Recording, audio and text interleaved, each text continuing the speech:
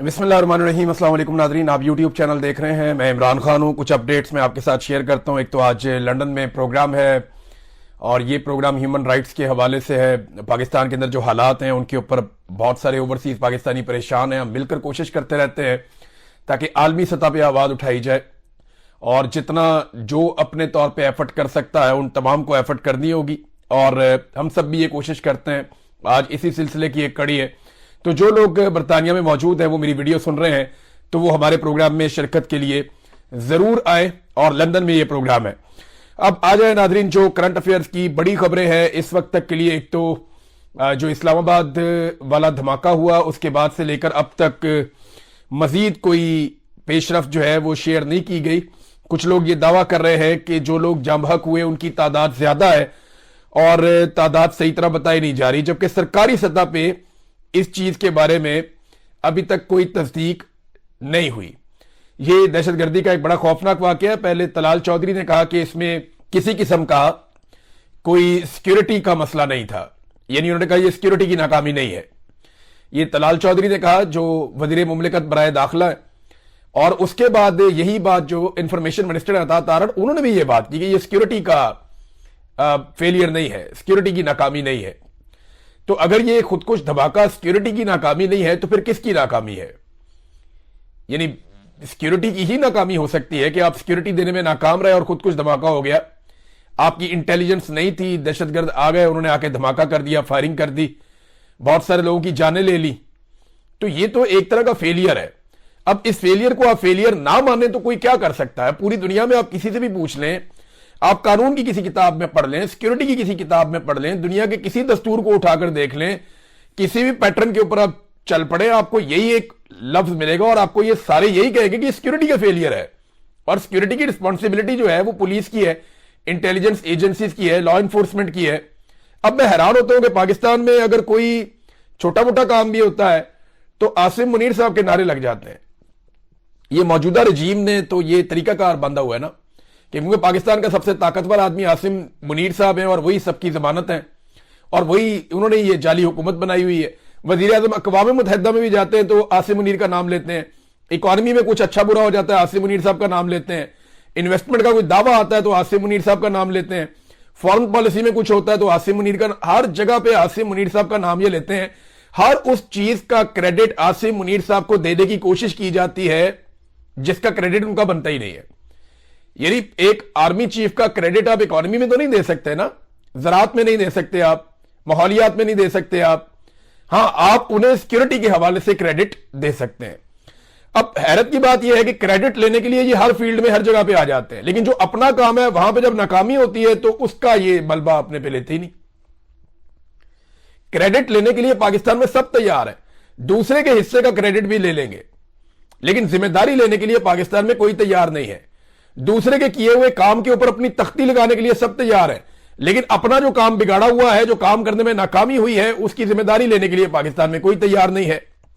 और जब तक आप ये नहीं करेंगे, अकाउंटेबल नहीं करेंगे लोगों को, तब तक आप इस लड़ाई में जीत नहीं सकते। आपको फेयर होना पड़ेगा, आपको अपने साथ मुखलिस होना पड़ेगा, आपको देखना पड़ेगा कि आप कहां पे गलती कर रहे हैं। जहां आप गलती कर रहे हैं उस गलती को आप ठीक करेंगे, उसके बाद आपके लिए आगे बढ़ने का रास्ता खुलेगा। हम गलती मानने के लिए ही तैयार नहीं है। पाकिस्तान के दो वफाकी वुज़रा मुंह उठा के ये कह चुके हैं जनाब के इसके पीछे कोई ताल्लुक ही नहीं है, ये कोई सिक्योरिटी का फेलियर था ही नहीं। तो फिर पता नहीं है किस चीज का फेलियर था अगर ये सिक्योरिटी का फेलियर नहीं था। अब नाजरीन, अता तारड़ ने एक बात की है कि ये जो दहशतगर्दी वापस आई है इसके पीछे पीटीआई है, ये अता तारड़ ने कहा। और जब वो ये बात कर रहे थे उस वक्त वो हंस भी रहे थे। ये एक तरह की बेइज्जती होती है। मुझे अच्छी तरह याद है जब सानिया एपीएस हुआ था तो नवाज शरीफ साहब पेशावर गए थे, उन्हें हंसना नहीं चाहिए था।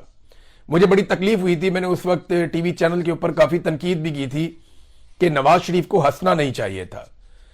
वो उस वक्त वजीर आजम थे जब सानिया एपीएस हुआ था और पेशावर में बच्चों का कत्लेआम हो गया था, तो उस वक्त उन्हें हंसना नहीं चाहिए था, वहां पर जाके उन्हें संजीदा रहना चाहिए था।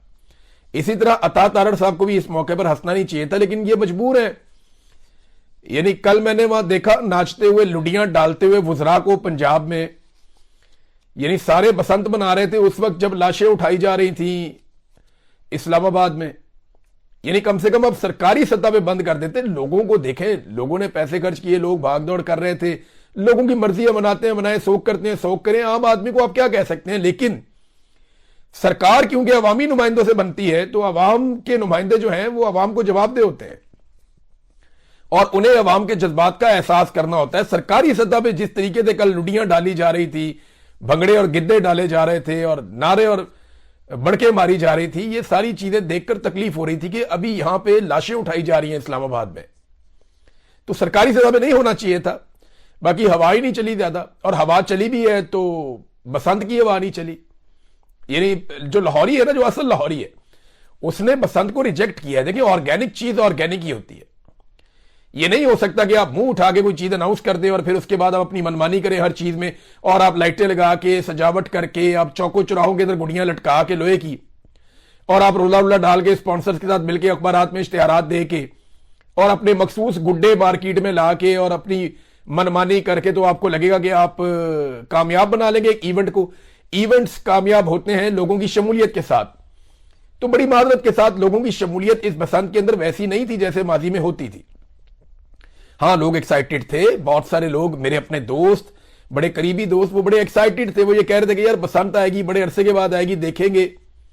लेकिन फिर जिस तरीके से चीजों को महंगा किया गया, जिस तरीके से बसंत को कंट्रोल किया गया, वो हर आदमी जो है वो कंट्रोल तो नहीं होता कि जनाब आपने ये बार कोड है, ये वाली ये चीज है। आप ये उसूल तो आप जरूर रखें कि आप गैर कानूनी गुड्डी और डोर आप इस्तेमाल नहीं कर सकते, आप किसी के लिए खतरा नहीं बन सकते। लेकिन जिस तरीके से हुकूमत ने अपनी पकड़ दकड़ भी साथ साथ रखी हुई थी, मनपसंद लोगों को हर तरह की छूट थी, इन चीजों के साथ लोग फेडअप हो जाते हैं।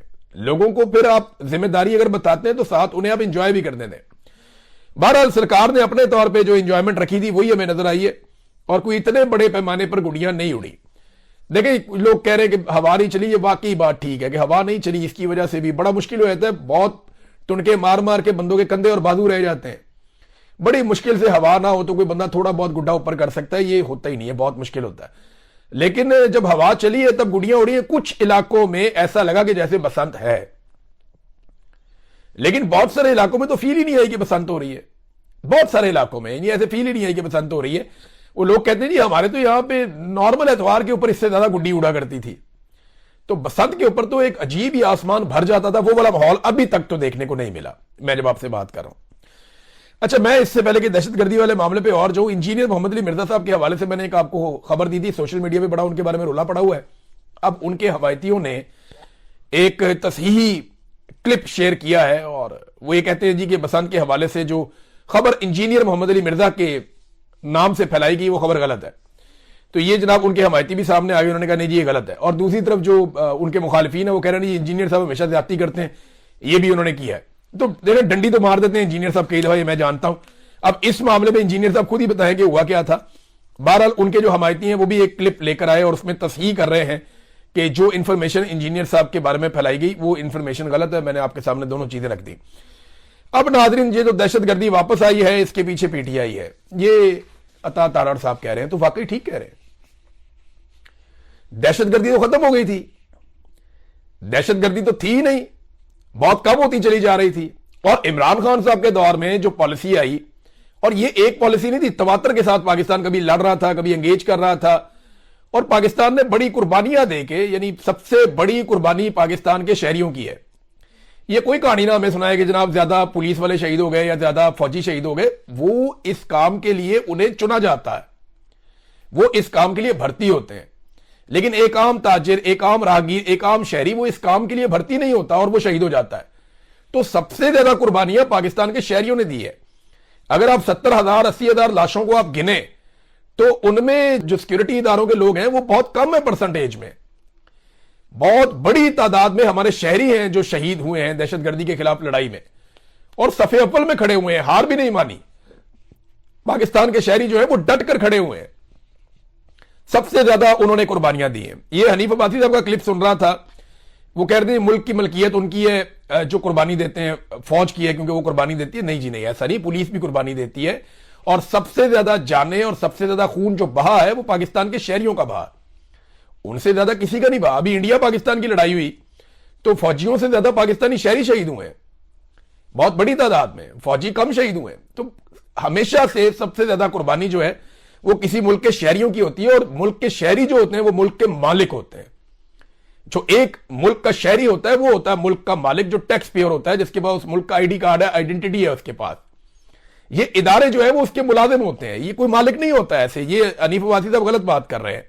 ہاں, ہمارے سر آنکھوں پہ وہ لوگ جو پاکستان کے لیے اچھا کام کرتے ہیں, جو اپنی آئینی حدود کے اندر رہ کر کام کرتے ہیں, وہ لوگ نہیں جو اپنا آئین کا حلف توڑ دیں, ان کے بارے میں آپ یہ بات نہیں کر سکتے. اور کوئی بھی قربانی کسی شخص کو اس بات کی اجازت نہیں دیتی کہ وہ اس قربانی کے بہانے اپنی منمانی کرتا پھرے, یا بہت سارے ایسے کام کرنا شروع کر دے جو اس کے حلف کے خلاف ہے. وہ یہ نہیں کر سکتا. یہ نہیں ہو سکتا کہ آپ آئین کو توڑیں اور پھر شہداء کے پیچھے جا کر چھپ جائیں. یہ نہیں ہو سکتا. آپ آئین کو توڑیں, قانون کو توڑیں, انسانی حقوق کی پامالیاں کریں, آپ سیاست میں مداخلت کریں, سارا کچھ کر کے آپ شہداء کے پیچھے جا کر نہیں چھپ سکتے. وہ شہداء جو ہے وہ سارے معاشرے کے ماتھے کا جھومر ہوتے ہیں, لوگ ان پہ فخر کرتے ہیں, لیکن ان کے پیچھے جب آپ جا کے چھپ جاتے ہیں تو آپ ان کی قربانیوں کی توہین کرتے ہیں. شہداء کی قربانیوں کی سب سے زیادہ توہین وہ لوگ کرتے ہیں جو غلط کام کر کے شہداء کے پیچھے جا کے چھپ جاتے ہیں. وہ زیادتی کرتے ہیں, انہیں نہیں کرنی چاہیے. اچھا جی, یہ جو کہا انہوں نے کہ جی دہشت گردی واپس آئی ہے, اس کے پیچھے پی ٹی آئی, بات ٹھیک ہے. کیسے ٹھیک ہے میں بتاتا ہوں آپ کو. لیکن جب پاکستان میں جرنیلوں نے, ملٹری اسٹیبلشمنٹ نے, جرنیلوں نے مل کر جب رجیم چینج آپریشن کیا, یہ جنرل باجوہ کے دور کی بات میں آپ کو کر رہا ہوں, تو اس وقت پاکستان کی ملٹری اسٹیبلشمنٹ اپنے ادارے سمیت بہت زیادہ ڈاؤن جانا شروع ہو گئی. ان کی مقبولیت ہی بڑھ گئی. انہیں اس بات کا زوم تھا کہ وہ عمران خان کو ہٹا کر اپنی مقبولیت کی بنیاد پہ نئی حکومت بنا دیں گے اور لوگ نئی حکومت کو تسلیم کر لیں گے. لیکن امپورٹڈ حکومت نامنظور کا ٹرینڈ قابو ہی نہیں آ رہا تھا. اس وقت جرنیلوں کو اپنے پرانے تحریک طالبان پاکستان کی یاد آئی. کیوں؟ کیونکہ دیکھیں, جب بھی تحریک طالبان پاکستان کے ساتھ فوج کی لڑائی ہوتی ہے نا, تو اس میں بہت زیادہ پذیرائی ملتی ہے قوم کی طرف سے, بہت زیادہ مقبولیت ملتی ہے. فوج کو ہمیشہ پیٹرن یہی رہا ہے, ہمیشہ ملی نغمے آ جاتے تھے, سارا میڈیا ساتھ کھڑا ہو جاتا تھا, سوشل میڈیا ساتھ کھڑا ہو جاتا تھا, 5th جنریشن وار بھی شروع ہو جاتی تھی, اور بہت سارا کام ہو جاتا تھا جب بھی کبھی یہ ایک لڑائی شروع ہوتی تھی. تو پھر دہشت گردوں کو پاکستان میں واپس لانے کا آغاز کیا. یہ جنرل باجوہ اور جنرل فیض حمید اور جنرل ندیم انجم ان کا کارنامہ تھا. یہ دہشت گردوں کو پاکستان میں لانا چاہتے تھے. پاکستان تحریک انصاف نے منع کیا, ان کی حکومت ختم ہو گئی. رجیم چینج آپریشن کے بعد ان کی پاپولیرٹی بہت زیادہ نیچے گئی, تو انہوں نے کہا نہیں جی, ہم نے تو اب لے کر آنے ہیں. پھر رانا ثناء اللہ صاحب نے اناؤنس کیا کہ جناب ہم بات چیت کر رہے ہیں اور ہم لے کر آ رہے ہیں. پھر رانا ثناء اللہ صاحب کے دور میں, شہباز شریف کے دور میں, جنرل باجوہ, جنرل ندیم انجم اور جنرل فیض حمید, انہوں نے مل کر دہشت گردوں کو لا کر بسایا. دیکھیں نا, اتنے بڑی تعداد میں لوگ بارڈر کراس کر کے تو نہیں آ سکتے. اور یہ آئے شہباز شریف کے دور میں اور آ کر یہ خیبر پختونخوا میں بس گئے. اب یہ جو دہشت گردی واپس آئی ہے, اس کے پیچھے پی ٹی آئی ہے. وجہ یہ ہے کہ پی ٹی آئی نے ایسی تباہی پھیر دی تھی اسٹیبلشمنٹ کی کہ اسٹیبلشمنٹ کو تحریک طالبان پاکستان کی یاد آ گئی, اور پھر دہشت گردوں کو لا کر بسایا گیا. تو وجہ تو پی ٹی آئی بنی نا پھر ایک طرح سے, کہ پی ٹی آئی کی حکومت گرائی, پھر وہ قابو نہیں آ رہی تھی تو وہ دہشت گرد لائے گئے. یہ بات شاندانہ گلزار صاحبہ نے بتائی. ان کو وہ سورسز بھی بتاتی ہیں کہ انہیں باقاعدہ بتایا گیا کہ جنرل باجوہ نے کہا تھا کہ ہم ٹی ٹی پی کو لے کر آئیں گے اور اس کے ذریعے سے پاکستان تحریک انصاف کو ٹارگٹ کر کے بدنام کریں گے اور ان کو وہاں خراب کریں گے خیبر پختونخوا میں. اس قسم کو انہوں نے ایک سٹیٹمنٹ دے بھی رکھا ہے, اور یہ جنرل باجوہ سے ریلیٹڈ یہ سٹیٹمنٹ ہے. تو ناظرین, یہ اتنی غیر سنجیدگی ہے ان کی. 2022 سے یہ لوگ اقتدار میں ہیں, 4 سال ان کو ہو گئے. آج بھی یہ عمران خان صاحب کے اوپر ڈالتے ہیں ہر ناکامی کا ملبہ, حالانکہ دہشت گرد یہ واپس لے کر آئے تھے, عمران خان واپس نہیں لے کر آئے تھے. ناظرین, ایک چیز میں آپ کو اور بتانا چاہتا ہوں. یہ نواز شریف صاحب کی ایک ویڈیو بھی وائرل ہو رہی ہے کہ یہ اور ان کا خاندان بسنت انجوائے کر رہا ہے اپنے ساتھیوں کے ساتھ, دوستوں کے ساتھ, پھول شول لگے ہوئے ہیں, اپنے رفقا کے ساتھ نظر آ رہے ہیں میاں نواز شریف صاحب. ایک اور بری خبر ہے, یہ بھی آپ دیکھ لیں. یہ پاکستان میں 2,85,00,000 بجلی استعمال کرنے والے لوگوں کو, یعنی یہ صارفین 2,85,00,000 ہیں, تو یہ اتنے میٹر ہیں, گھر بہت زیادہ بنتے ہیں. تو اتنے بڑے پیمانے پر پاکستان میں بجلی استعمال کرنے والے لوگوں کو 200 روپے ماہانہ سے لے کر 675 روپے ماہانہ تک بجلی کا فکسڈ چارجز جو ہے وہ لگائے جا رہے ہیں. آپ کا بل آئے یا نہ آئے, بجلی استعمال کریں یا نہ کریں, آپ نے یہ فکسڈ چارجز اپنے بل کے اندر دینے ہیں. آپ بجلی استعمال کریں, آپ نہ کریں. یہ پیسہ آپ کو دینا پڑے گا، کم سے کم 200 روپے، زیادہ سے زیادہ 675 روپے. یہ اب آپ کی جیب کے اوپر حکومت کا ڈاکہ، یہ تجویز آ گئی ہے. اور اس کی وجہ یہ ہے کہ انڈسٹری کو انہوں نے کوئی چھوٹا موٹا ریلیف دیا تھا، تو جو انڈسٹری کو ریلیف دیا وہ پیسہ اب عام آدمی کی جیب سے یہ نکالیں گے، کیونکہ آئی ایم ایف نے انہوں نے چھوڑنا نہیں ہے. آئی ایم ایف سے بچنے کے لیے انہوں نے یو اے ای کے پیسے بھی اپنے اکاؤنٹ میں رکھے ہوئے ہیں، سعودی عرب کے بھی رکھے ہوئے ہیں اور چین کے بھی رکھے ہوئے ہیں. یہ پہلی مرتبہ ہوا کہ جنوری میں پاکستان نے یو اے ای سے درخواست کی کہ جو $2 ارب ہم نے آپ کو دینے ہیں، پہلے تو $3 ارب دینے تھے، $1 ارب کے بدلے میں فوجی فاؤنڈیشن کے شیئرز دے دیے. اور فوجی فاؤنڈیشن کو کیا ملا؟ ان کو پی آئی اے مل گیا. اب باقی جو پیچھے رہ گیا وہ $2 ارب.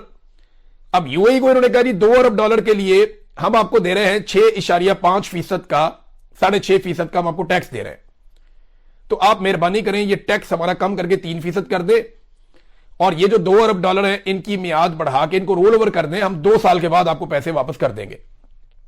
انہوں نے کہا نہیں، ہم نے یہ پیسہ واپس کرنا تھا 16 جنوری کو، اور یو اے ای نے پہلی مرتبہ تاریخ میں ہمیں ٹائم دیا 1 مہینے کا کہ 1 مہینے کے بعد یہ پیسہ واپس کرو. اب ہم نے یہ پیسہ واپس کرنا ہے 15 فروری کو.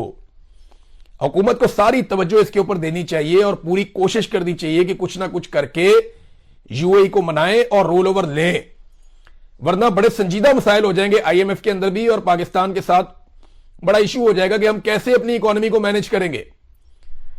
لہذا 1 مہینے کو انہوں نے ٹائم دیا، 1 ہفتہ باقی رہ گیا ہے، اور 15 فروری تک آپ نے $2 ارب یا تو ان کو واپس کرنے یا پھر آپ نے مزید رول اوور لینا ہے.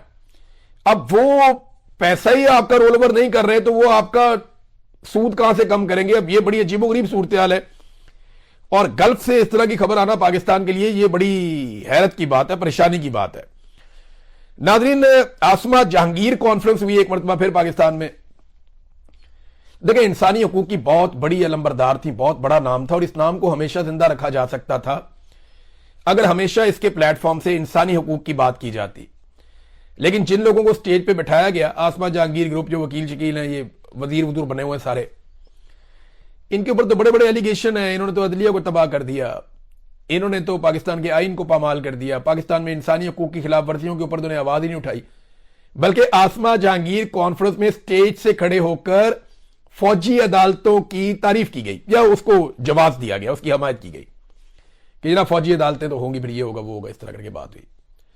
اب آسما جہانگیر صاحبہ کی روح بھی تڑپ رہی ہوگی، تڑپ گئی ہوں گی ان کی روح کہ یار یہ کیا کر دیا انہوں نے میرے ساتھ.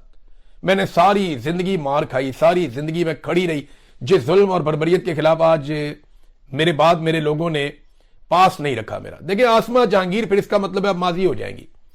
آسما جہانگیر کا نام کوئی نہیں ڈبو سکا، ان کے چاہنے والوں نے، ان کی اولاد نے اور ان کے لوگوں نے ان کا نام ڈبو دیا. آج پاکستان میں اگر انسانی حقوق کے علمبردار ہیں تو کون ہے؟ آج ایمان مداری ہے، ہادی علی چٹھا ہے.